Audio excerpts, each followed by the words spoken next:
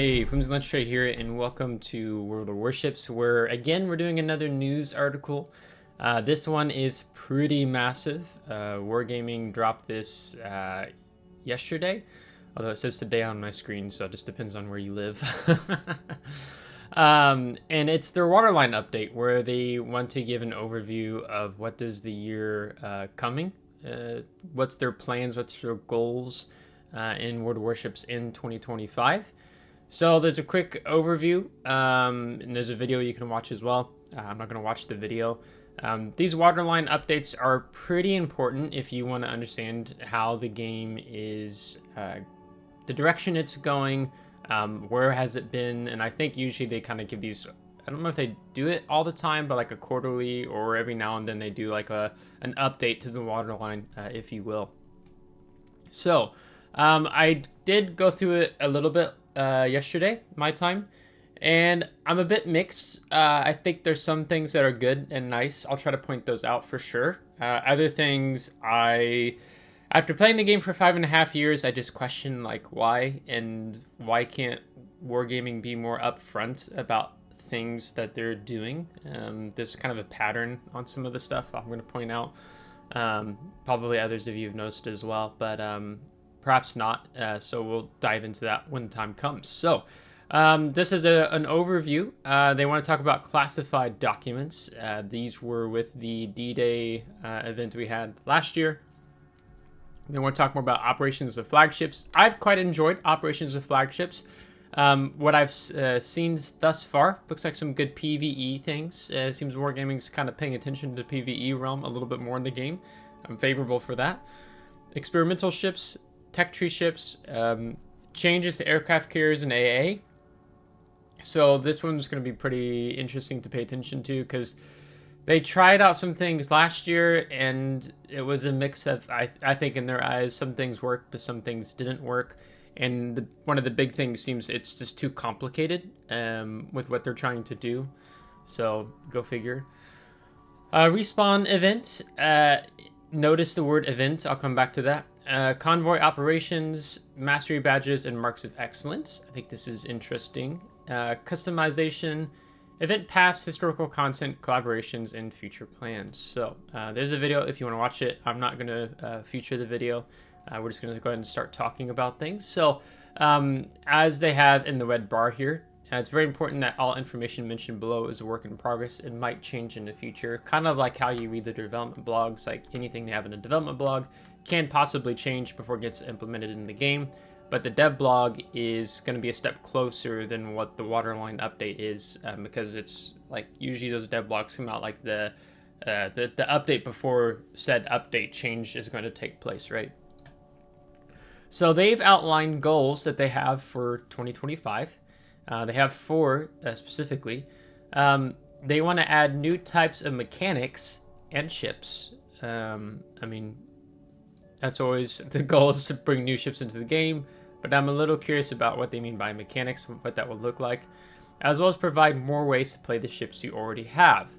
When I read that part, I'm like, cool, but also because of how Wargaming implements changes and does things in the game, like I'm kind of I'm hesitant. I'm not excited, so to speak, because they get a mix of sometimes getting right, and it seems like more often they get it wrong. Maybe that's too harsh, but we'll see. Work on evolving the player versus player aspect in World of Warships and expand the PvE content. Love the focus on PvE. In my opinion, Wargaming, I mean, since I started playing as a player in the game back in like 2019, and in the immediate years that followed, I'm like, wow, it'd be nice if Wargaming took more time to invest in their PvE content in the game. And over the last year or so, they have been investing in it more, and I think that's been a great win. I think they're paying attention to the fact that there are players who play World of Warships who do not like the player versus player aspect of the game. Maybe they've been burnt out by it, especially maybe more on NA, where it's a little bit more toxic than EU, in the chat as an example, and player behavior.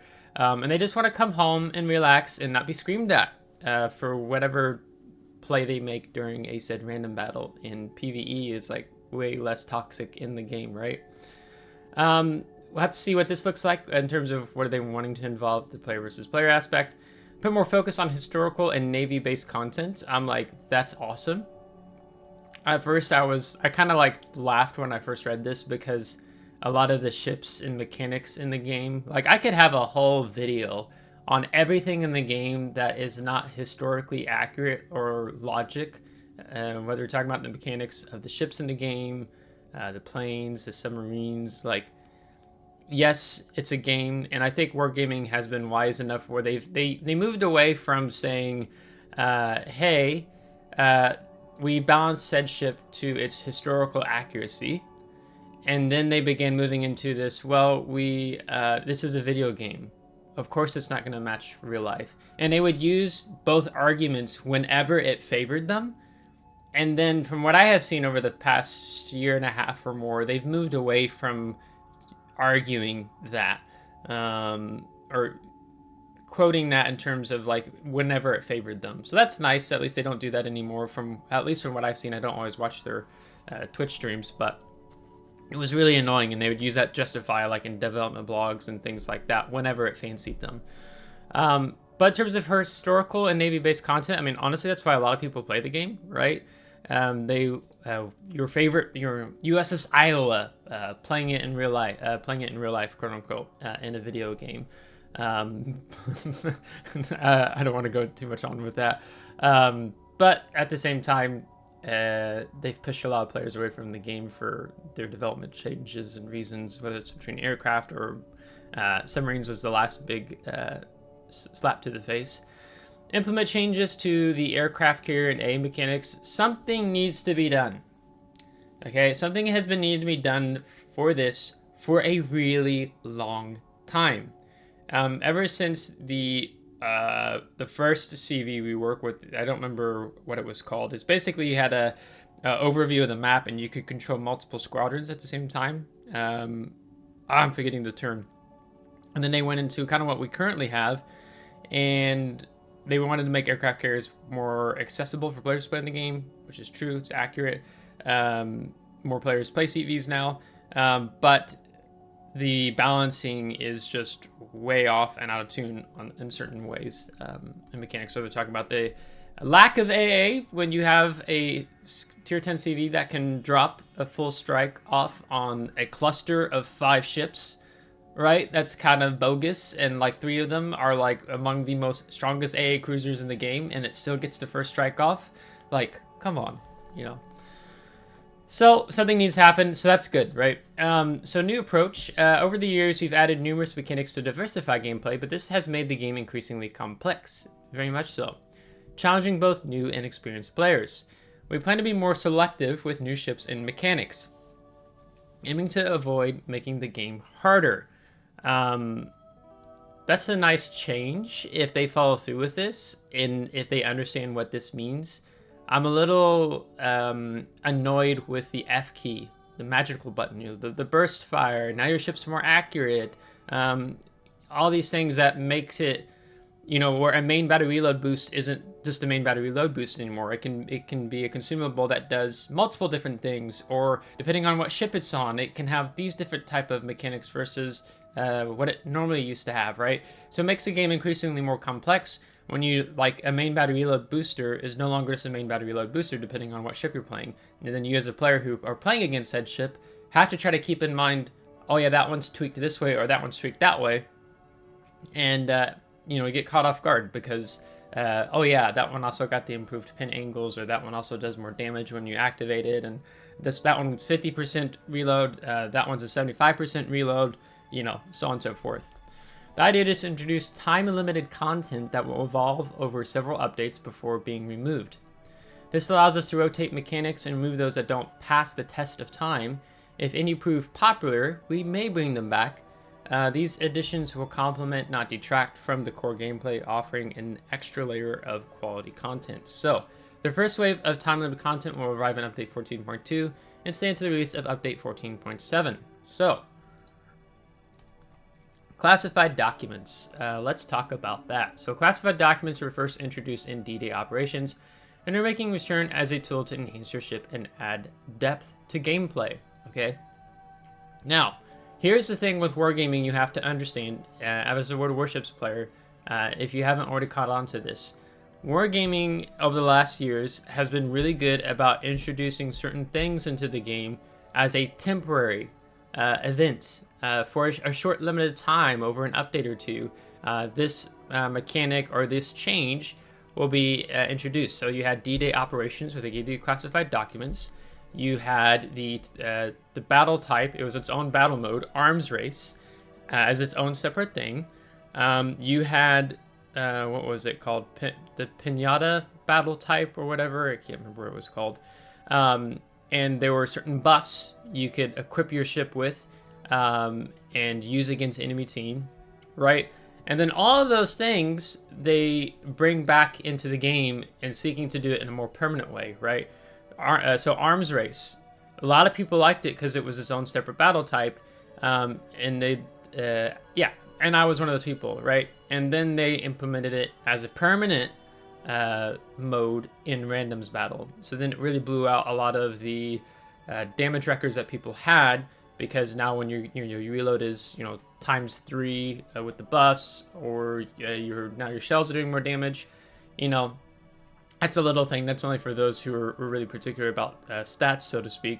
But then it just it really flipped things upside down. Or you had even Grand Battles, I think it was called, or that was a battle type mode only for super ships, and you could play against, of course, I think tier 9s and 10s in it, and then they brought super ships into the tech tree and into random battles. So anything they say is temporary, this event, it's a respawn event, right? There's a dynamic where I, as a player, because I've seen what Wargaming has done over the years, okay, you call respawn, this is going to be an event. We'll read and get into this.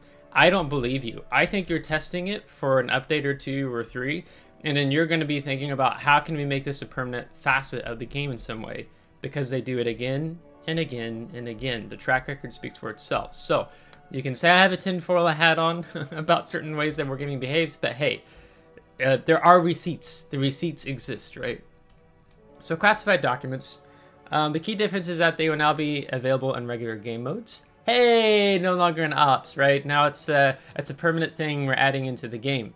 Initially in random battles and operations with flagships, and later in clan battles. So again, they're trying to introduce something different, like the Pinata battle type. The buffs, or the things that you could equip your ship with, they put it into clan battles, and a lot of people didn't like it.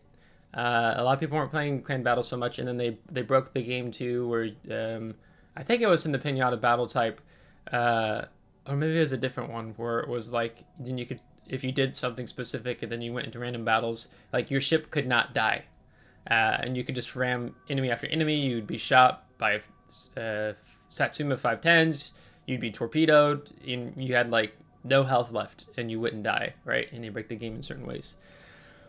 You have immediate access to the full list of documents, with their bonuses being personal and non-stackable. In random battles, classified documents can be equipped at the start of the battle, and they provide bonuses against specific ships, allowing you to target and weaken particular threats. So I'll show you what this looks like here in just a moment, or they do, of course. In clan battles, Season 30, documents will function similarly, but you'll choose some in port instead, so you don't get to see what the enemy lineup is before you select said documents. So you have to kind of understand what is the meta in clan battles, so to speak, before dropping into battle. Allowing a sort of mind game against the opposing clan. In operations flagships, classified documents have different application and can be even be upgraded, right? So in ops, it can be upgraded, but in random and clan battles, it can't. And then I'd be like, okay, when are they going to look at where you can upgrade your classified documents in clan battles and random battles, right? But then it's kind of a mix, because I'm like, but aren't you making the game a little more complicated? If you're removing things, great, but you're adding more and more mechanics into the game, and then you're confused, and then you're gonna have a player who's maybe taking a 5-month break come back into the game and what happened? Or even a 2-3 month break from the game, right? They missed the transition, so to speak. So in random battles, starting update 14.2. Bonuses against specific ships, tier 8 through 10 ships and super ships, equipped at the start of the battle, can't be upgraded. 3 slots available. So this is only going to be at the high tier. It's probably good that if they're going to do this in the PvP world, to just do it at a specific tier. Don't do it across all tiers at the same time. So I think here's an example of what it would look like in random battles as both of these randoms. Yeah, that's operations. So let's first talk about randoms as an example. So here you have classified documents, document management. Classified documents boost your combat efficiency against specific ships. To select a different document, choose one from the list. You have limited time to make changes, otherwise you'll enter the battle with the auto-selected documents. To access and manage the classified documents, hold H. Then you have this tab slide, always show this screen before battle. So you have 40 seconds before to drop, and you use your classified documents, and it's like, these are the ships I want to use, or these are the enemy ships on the enemy team that I want to use these classified documents in boosting my combat efficiency against, right? So it'll be interesting to see exactly how so, right? We don't have that right here.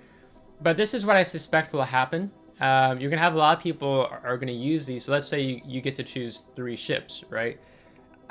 If I'm dropping in this battle, you know what I'm doing? I'm selecting the submarine, I'm selecting the submarine, I'm selecting the CV. Right? Maybe there's some HE spammer cruisers that are annoying, or destroyers or something like that.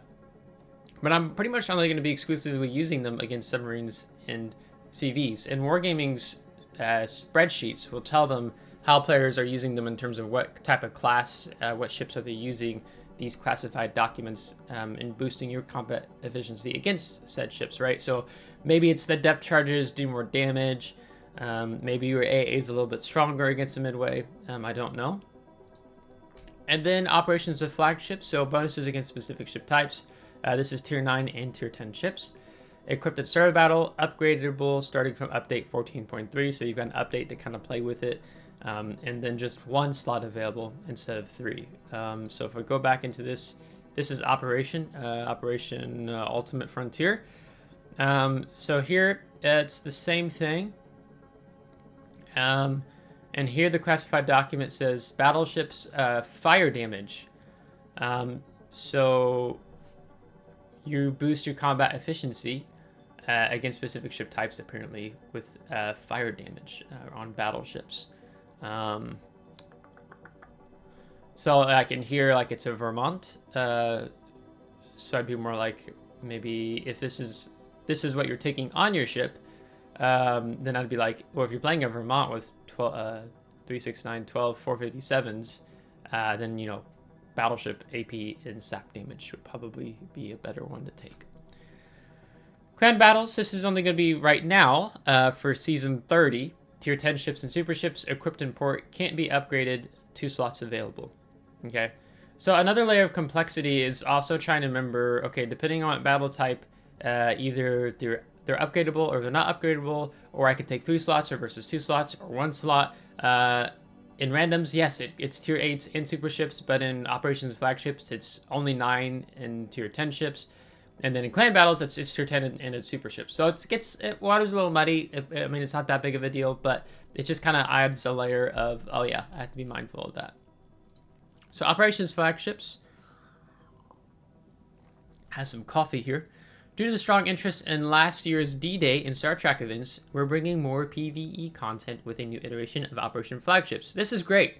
They noticed the strong interest in the PvE, and they kept with it. So, like, that's really great. Glad you did so, Wargaming. In each operation, you'll face 3 flagships, 2 identical and 1 with a unique vulnerability type. You can use classified documents to counter them, as they provide bonuses against specific ship types and weaponry affecting both flagships and regular bots. In 14.3, the difficulty will increase with new abilities for the flagships, giving you a reason to upgrade your classified documents for better bonuses. You can earn the currency for upgrades through combat missions. So here's another thing. So update 14.2, you have flagships acting with what known abilities they have at the time. But in the next update, they change it. They change the mechanics and they increase the new abilities of the flagship. So again, if I wonder, like, so they're not trying to push too many new mechanics into the game, or like at least that's one of their goals, so to speak. They want to simplify the gameplay, but you know, it's at least if they're going to simplify the gameplay with, and there's going to be a lot of changes they make at this year, right? And then it's how will they carry on, not only in 2025 but afterwards, right? We go into 2026, we go to 2027. Are you backing off all these different changes depending on what update you're playing? Like, for me, that's what I'm curious to see, because if they have to make some changes, right, it might be heavy on the front end, but will it kind of balance out? Will things settle down, or will it kind of consistently be changing all the time? So experimental ships will be available until the end of update 14.6. They can participate in all battle types and may receive balance changes. With the release of update 14.7, they will be removed from player accounts. So the first 3 ships are the French Tier 8 cruiser, the Metz, Soviet Tier 9 cruiser, the Yasma, and American Tier 10 battleship, the Oregon. Their key features are outlined here and here. Here and here. I don't think we'll get into all this. Maybe I just read that part. Let's just read this. So kind of why this new ship concept, these experimental ships. They've entered testing with update 14.0. So the French cruiser, it's based on the Toulon. The unrealized design of a 17,500 ton battle cruiser, which was developed in France in the 1920s, one of the forerunners of the Dunkirk class battleships. The ship bears the name. Okay, but you're not really telling me about how it plays. That must be what the other development blog does. And then we're getting like a tier 10 Georgia and then a tier 9 Borodino. So like basically filling in the gaps, 457s. I think. Let's see. Let's pull up this dev blog if it actually shows us the ship.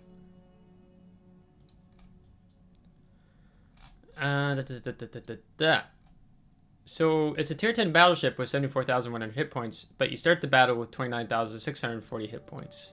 And it's the same for the other ships as well. So then basically it's called fight or flight. The main battery reload and accuracy improves as hit points decrease up to minimum effective hit points threshold. Going below threshold does not provide additional bonuses. So basically when you start the battle in your Oregon, you're like, do I want to keep a 29,640 hit point pool, or do I want to go ahead and use a heal, but the heal takes away from my main battery reload and accuracy because I have a little more HP now. So it's kind of like, but you also get 457s. It's 6 457s, same as Georgia. But then you get limited AP shells. AP shells with improved ballistics, penetration, reduced possibility of ricochet, shortened shell fuse time. Number of shells, 72. Burst series expends 4 shells per turret. Maximum damage is 13,250. So they reduce your AP shell damage with these limited AP shells versus the 15,750 that they should do. So yeah, so it's gonna be a little weird. I don't want to go into depth in going through this really hardcore, but they get these limited AP shells, this fighter flight, depending on what you want to run with in the game. Yeah, there it is again. So interesting. So we're gonna have this around for a while. When they say available until the end of update 14.6. So yeah, here's the ships. So there's like the Metz, the what is technically Borodino, but at tier 9 instead, and then a tier 10 Georgia, or now Oregon. The second batch includes U.S. tier 8 heavy cruiser Protector, Japanese tier 9 battleship the Hotaka, and the Italian tier 10 heavy cruiser Varese. These ships will retain the fight or flight and limited stock shells features while focusing on secondary armament that becomes more powerful as their HP decreases. You can unlock these ships using credits and a special currency earned through dedicated missions. Progressing in the event will reward you with customization and commemorative items. More information on rewards will be shared later. Check out the development blog for all the details about what awaits you in Update 14.2. So here's an example. You can Mets, these Vyazma and Oregon, and then here you can see they're researching the Mets. I wonder if you can just start off with either of the ships, or you have to go through all of them. Go to equipment preview ship, experimental ship futures. After completing the ship's research, you'll be able to complete special combat mission that rewards you with coal. So here you can see components research 1 of 5. And then you have some work apparently here and here, and here and here. So these are the 5 things. So they've done this one, but they haven't done these 3 yet. Complete combat missions to obtain action reports and research ship components. So here you can see HP potential damage, reward for completion, use of the new mechanic items. So they want you to, or use of the mechanic X amount of times is what I'm assuming. So they want you to play the new mechanics. They're kind of like, hey, use the new mechanic. You can't just play it a specific way. Earn a certain amount of base XP and win a battle. So almost seems like a miniature dockyard. And then up here, you can complete the research if you pay doubloons. So,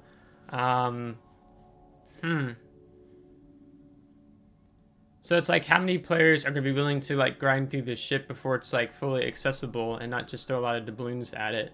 I wonder if they'll limit that, but this just says complete research. I wonder how much that cost. Experimental ships features trout. Experimental ships featuring new experimental mechanics. These ships are available for a limited time. Researching components. You can research an experimental ship's components by exchanging credits and action reports, which are earned through combat missions. Once all components are researched, the ship will be unlocked, and you can proceed to the next ship in the group. Unlock all ships in the group to receive group research reward, which will be credited to you in Update 14.7. So they do actually want you to do all of them. If you unlock all of them, then they give you a reward. Don't know what that reward will be.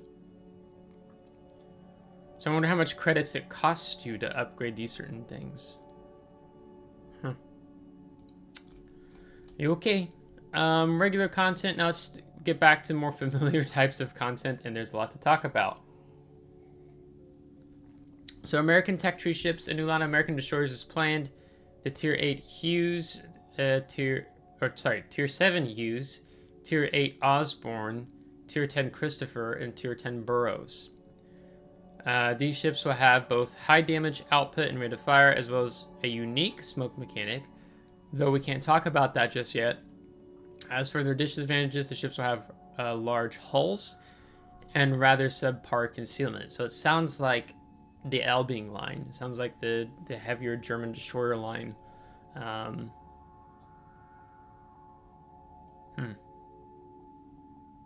Okay. We can drop a hint about another line. You expect to see some new large cruisers in the future.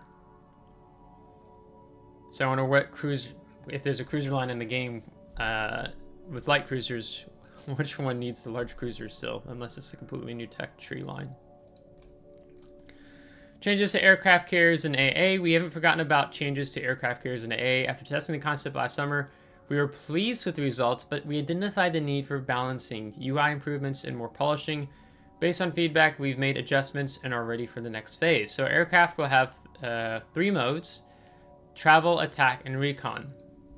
Right now, you just have, well, technically I guess there's 2. You just have the mode which you fly around in, and then you go into the attack mode. So maybe they're technically only adding 1 more mode into that. I don't know.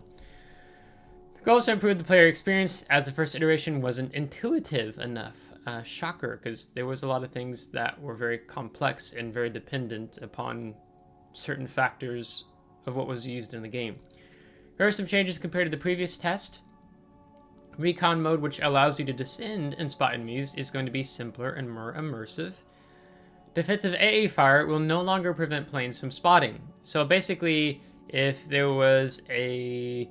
I think it was in the recon mode, and the plane was spotting you, like your normal AA or something couldn't shoot it, but if you use your defensive AA, it would make the planes blind, and they wouldn't be able to spot you. So it was really weird. Like, when is said ship's defensive AA active, when is it not? So a change made after player feedback showed the mechanic was too complicated. Yeah, I'm not shocked by that at all. Priority sector will now cover 360 degrees around the ship and buff AA damage. But here's my catch, I wonder. What will it cost? What will I lose so that priority sector can do this, right? Is this an actual buff?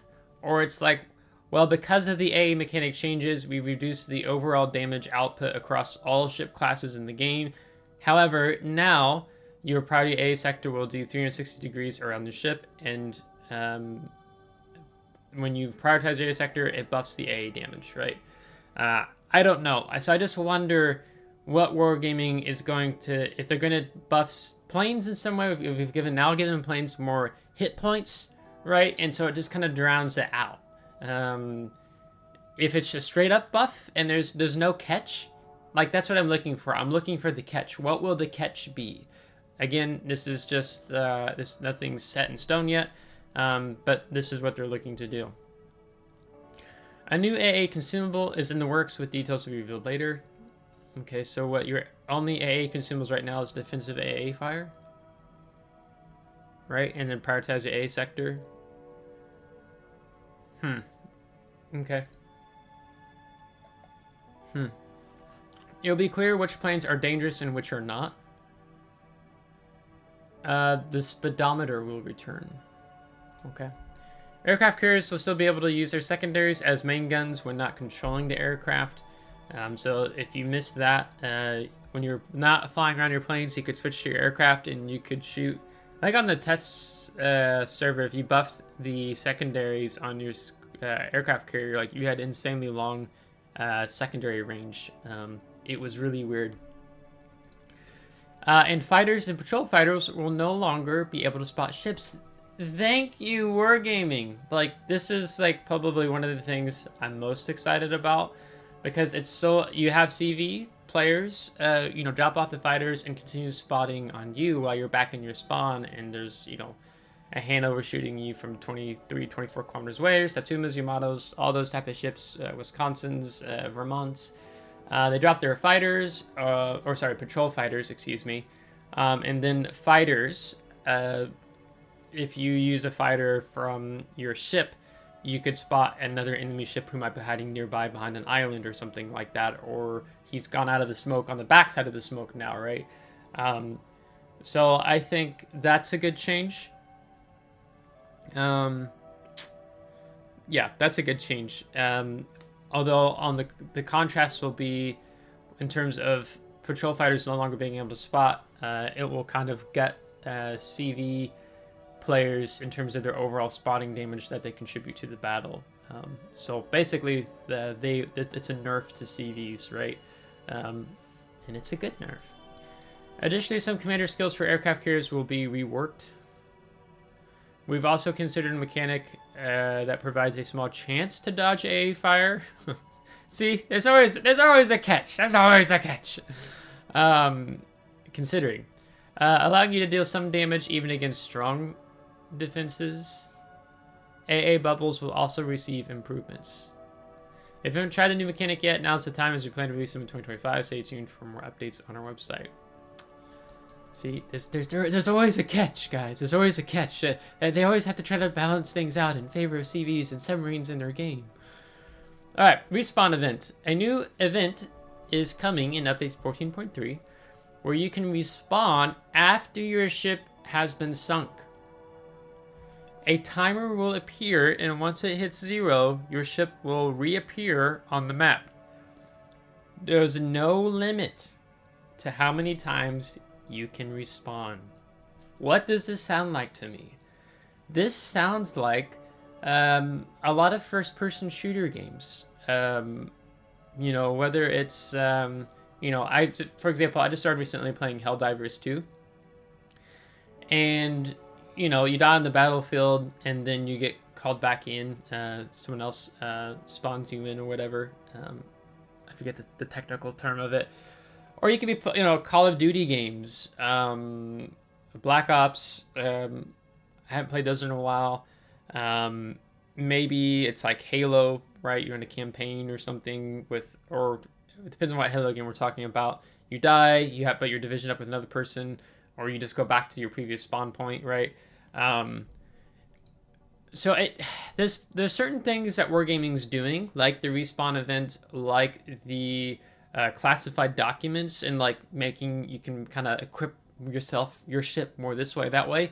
It kind of gives me the vibes of like they're trying to like mimic a little bit some of these first-person shooter games where you can customize your character more and more so, whether it's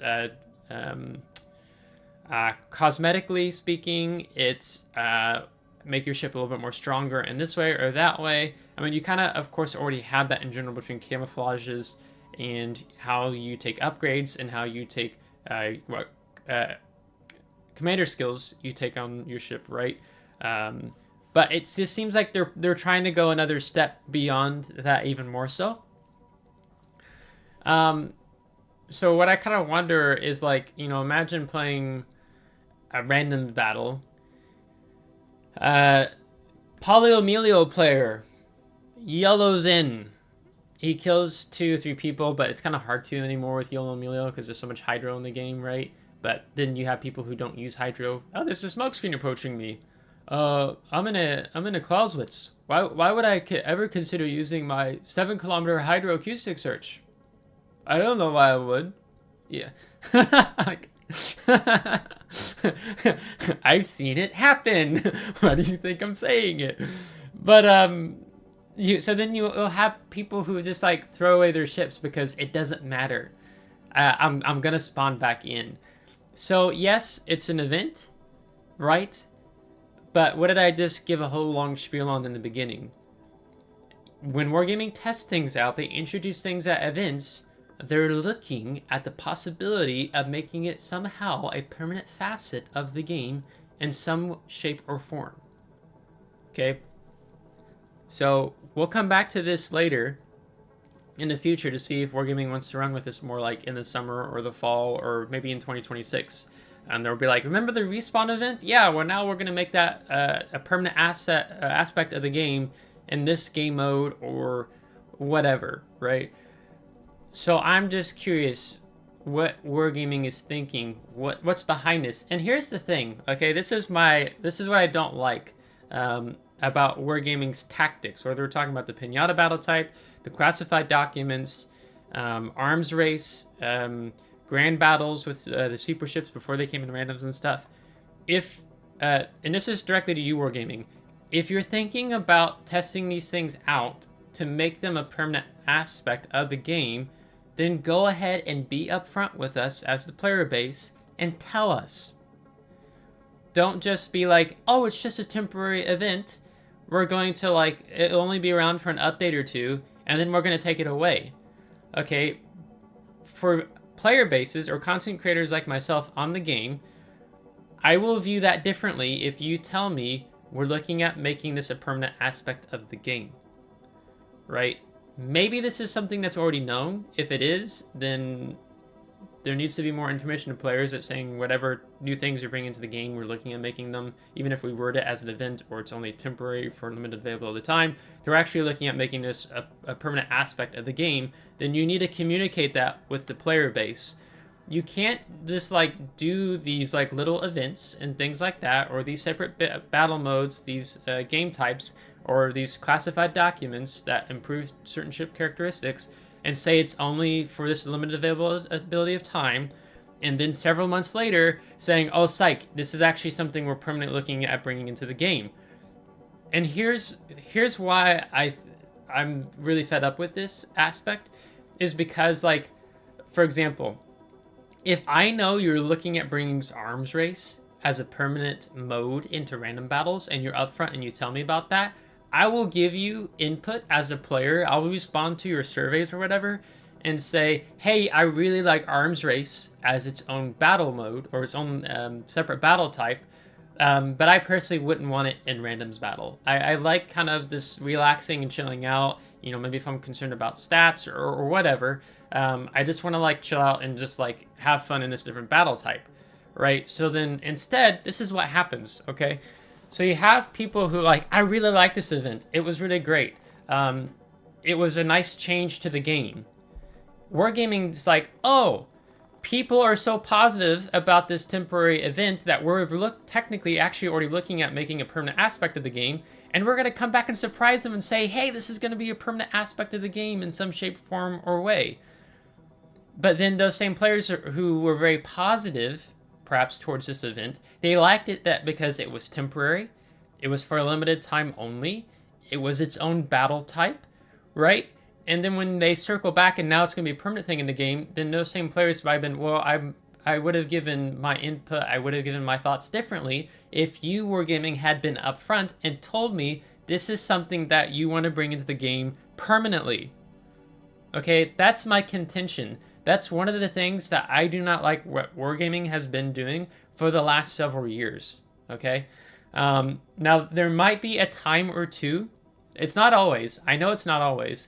There might be a time or two where they say, hey, we brought this into the game and we're thinking about bringing into this game in some shape or form in the future.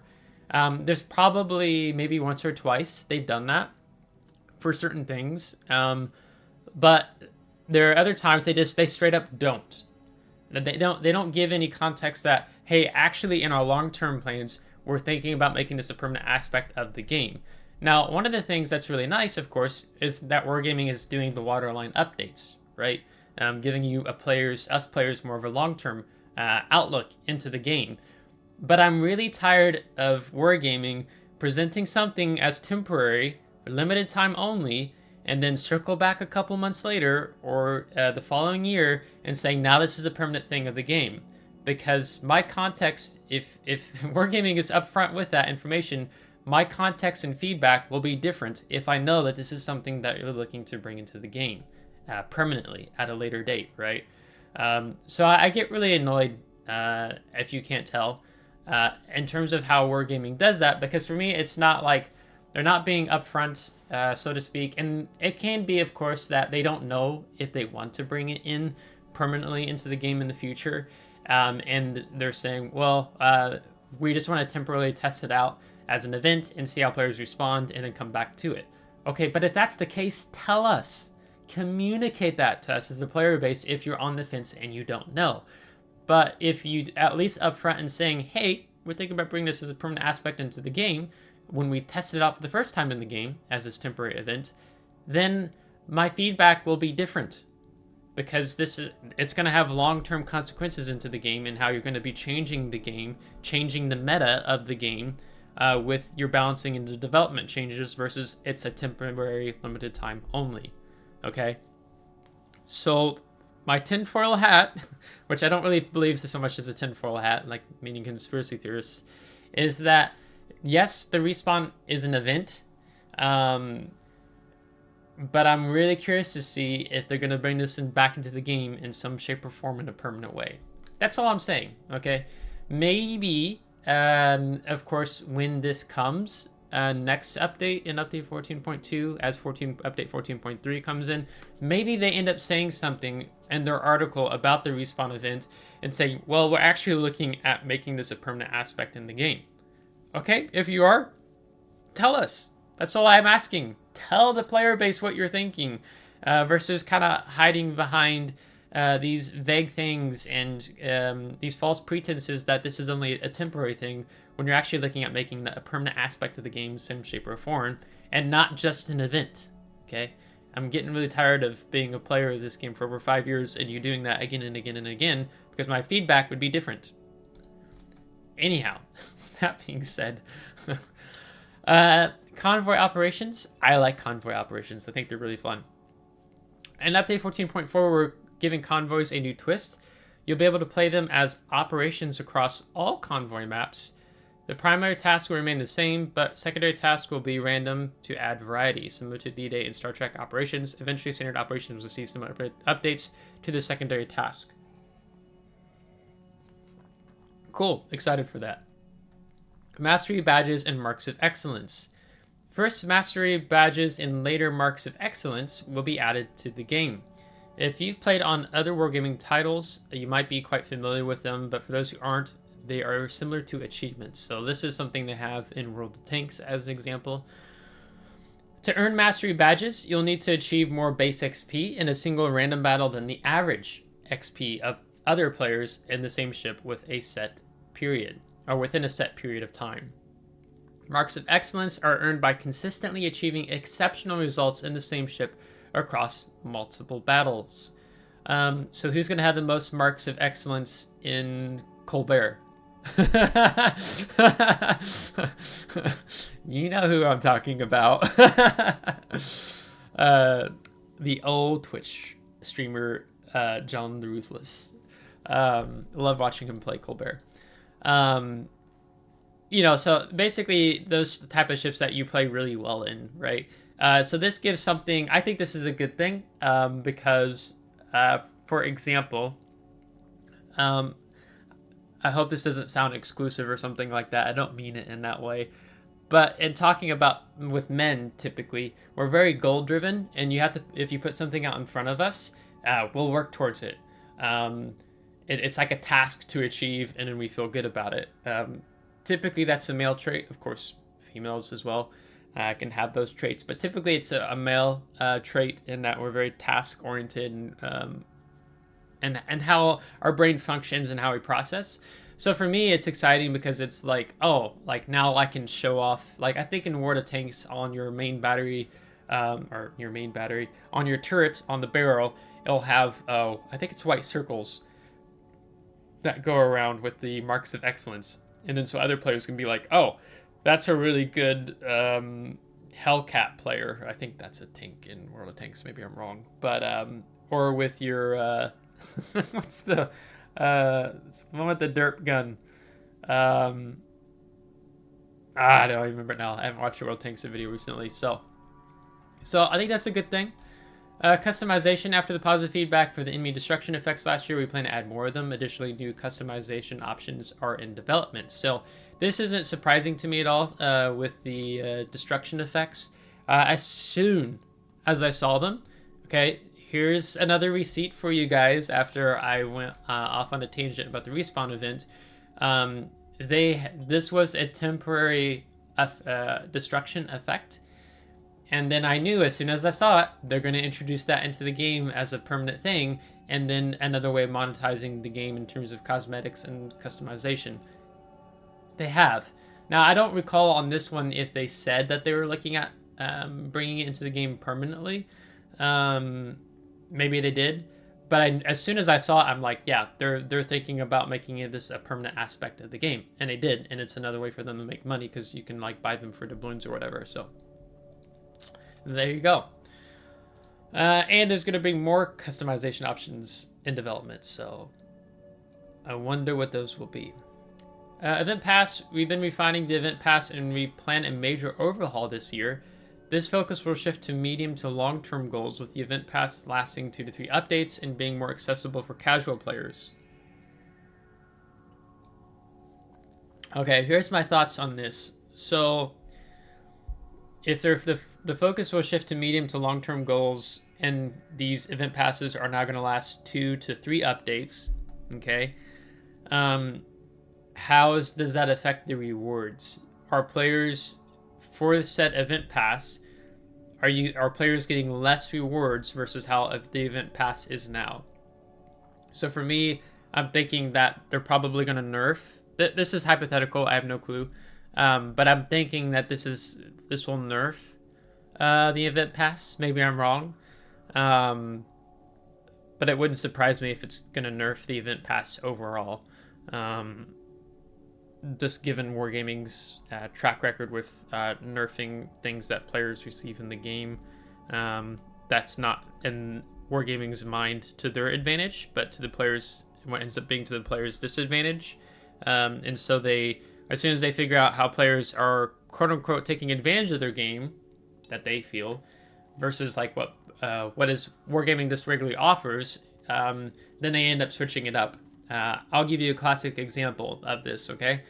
So Santa crates, Santa containers, back in the day, used to have I think now they only have like a 1% chance of dropping premium time. I don't exactly remember how that's changed now.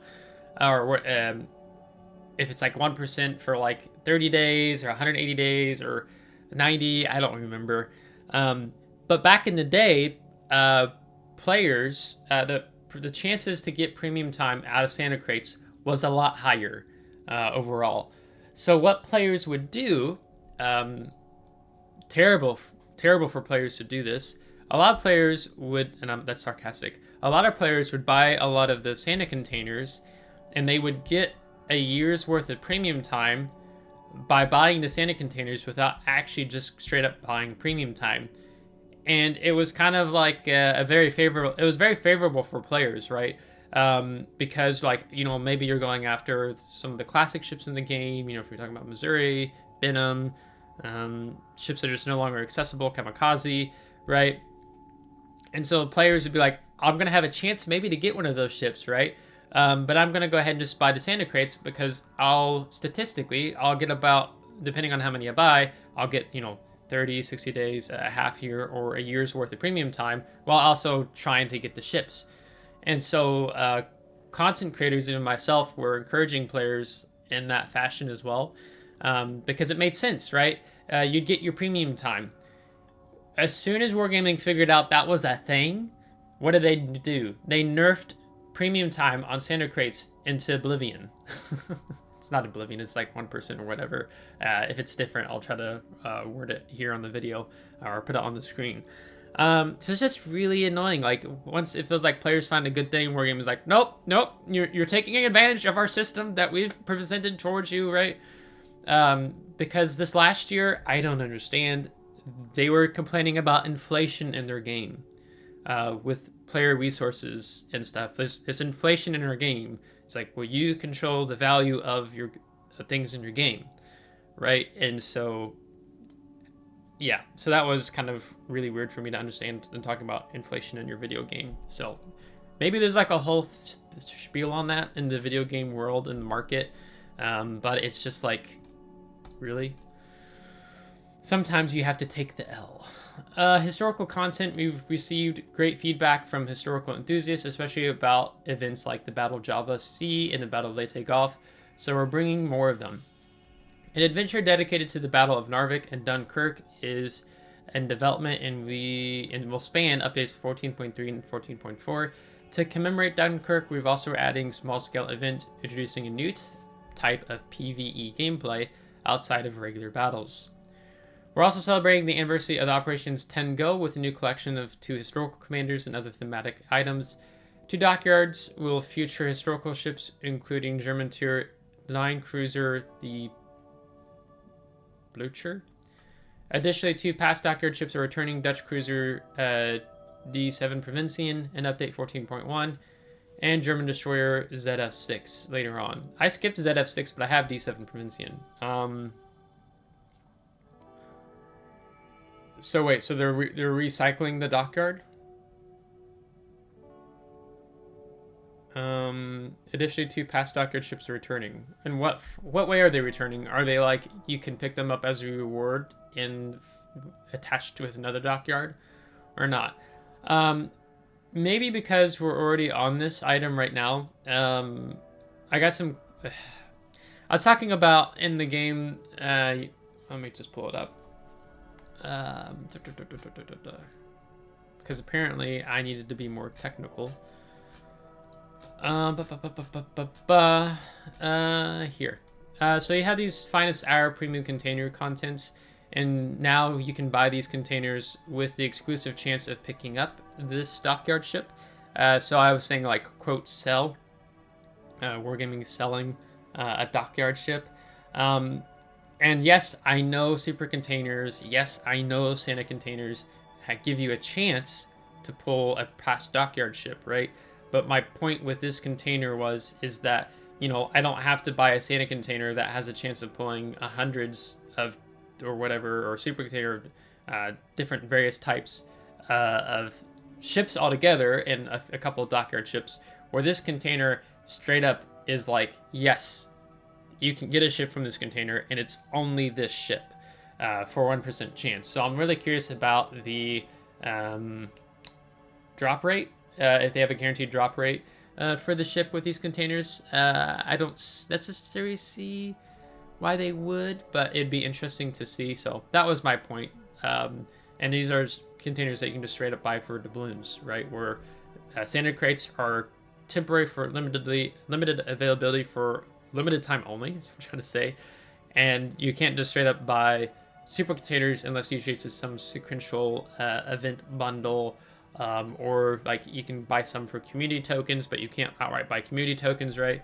So that was my point with that ship. But I didn't pick up the ZF6, so I might try to go for it this time around. We'll see.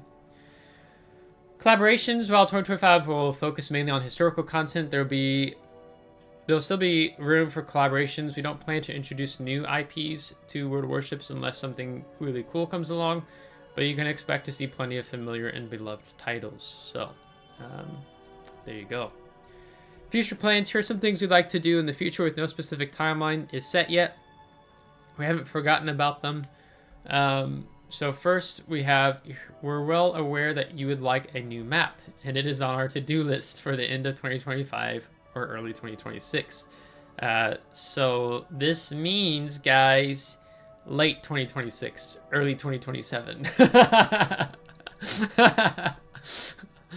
But we want to rebalance some high-tier maps first. I'll be shocked if we get a new map in 2025. It's probably going to come in 2026, if not 2027. Like, let's just be real.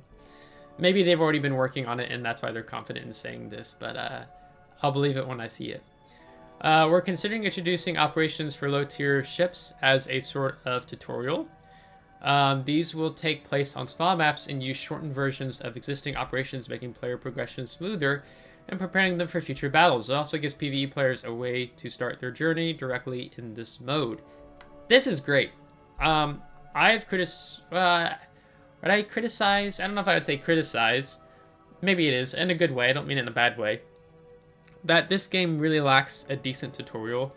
There's nothing more annoying than playing high-tier randoms and seeing someone who has, like... He has enough co-op or whatever to get him into randoms battle, and he has a couple random battles underneath of his belt, and he has a tier 9 premium destroyer, and he has absolutely no clue what he's doing. Okay? I have seen this firsthand, and it's really annoying. And so basically you're down a ship immediately because they have no clue what they're doing. So if they do more with a tutorial, that would be great. I mean, when you're a brand new player and you go from playing tier 2, 3, tier 4, tier 5, and then jump into a tier 9 destroyer, like, the game's completely different once you cross from tier 7 into tier 8. It's vastly different, right? Versus the low tiers or even the mid tiers to an extent. So if they do something more with the tutorial, that would be great. And I don't see any problem with making operations more accessible to low tier people who are newer to the game, who don't have a higher tier ship yet, and maybe they don't want to spend the doubloons to buy turrets or whatever, but they just want to have access to operations at a lower tier. That's a good thing. Low tier ships will receive quality of life balance changes to reflect the respective branches better. That's probably good. It's kind of crazy, some of the ship lines, just how vastly different the low tier ones are from their higher tier ones. To an extent, it's supposed to be like that, but I think they hit the nail on the head when they just talk about quality of life balance changes, so that's good. We'd like to experiment with brawls by introducing modifiers that affect ship parameters rather than just restricting by tier and ship type. For example, destroyers could get a buff to torpedo damage, while battleships might have passive HP recovery. Okay, so they're even going to mess with brawls. Okay. As mentioned earlier, we want to give you more opportunities to play the ships you already have. The same applies to commanders. Introducing unique commanders to operations is something we're exploring, but details are not yet available. Excuse me. Unique commanders to operations. I mean, I can play my unique commanders that I currently have in the game on ships that I play in operations. So I've been grinding Andrew Cunningham to get him to a 21-point commander, which he is now, and he's on my devastation. And I'm having fun in devastation. So that's interesting. So that might be something they can have fun, historically speaking, with there as well. All right, so what do we think in review? I think when I read this, my first glance last night, I kind of skimmed through it, and I think I was a little bit more negative towards it initially. I don't think I'm quite as negative towards it now. I think I have to say I'm appreciative that Wargaming does the Waterline updates. It gives us an idea of what they're thinking long-term in the game. And I think this was part of their effort to try to communicate better to the player base. After some of the PR disasters, dumpster fires they had over the last over a year or so ago. Because it seemed quite regularly that they would have a dumpster fire or PR disaster. So this is nice. As a whole, I don't know how I feel. There's an aspect of me that's like, okay, let me start like this. I like some of the changes I'm seeing, whether we're talking about them actually investing into the PvE content. I think that's been too long in need, and they're finally getting it now. But I think the reality is that they probably could have maintained more players in the game if they would have invested in expanding their PvE content sooner. I think they've sadly they've lost players a lot. I think last year was pretty rough for them across all servers, if I remember right. But they really pushed more players away with submarines, especially when submarines were shotgunning people before. And Wargaming saying shotgunning isn't a thing in the game. Like, very few players do it. And then to watch them on their Twitch stream, official World Warships Twitch stream, get shotgunned. That was funny. But it's been long needed, so this is a very good thing. Sorry, I'm trying to compliment Wargaming, but yeah, I'm dissing them at the same time. I haven't been playing this game for 5.5 years. No. So that's a very good thing. Anything that they do to put more focus on historical and Navy-based content, that's great as well. It doesn't sound like that just says content. It doesn't say like mechanics. But hey, I'll take it. I'll take the fact that, you know, there needs to be changes to aircraft carriers and A mechanics, and interesting to see the direction of the new ship types of mechanics and ships. So that's kind of like, at a glance, that's how I'm kind of viewing this Waterline update. The negative side of me, and why I'm very hesitant about going into this new year with some of the things that they're saying, is given Wargaming's track record. I don't have a lot of faith that they can implement certain changes really well into the game. Again, given their track record of kind of messing it up in the past on different things and making certain things rather imbalanced. Okay, do we want to go ahead and take bets on how many things will they break in the game, how many bugs they're going to introduce into the game in 2025 when they do these different things? Particularly whenever, I mean, the last year was terrible.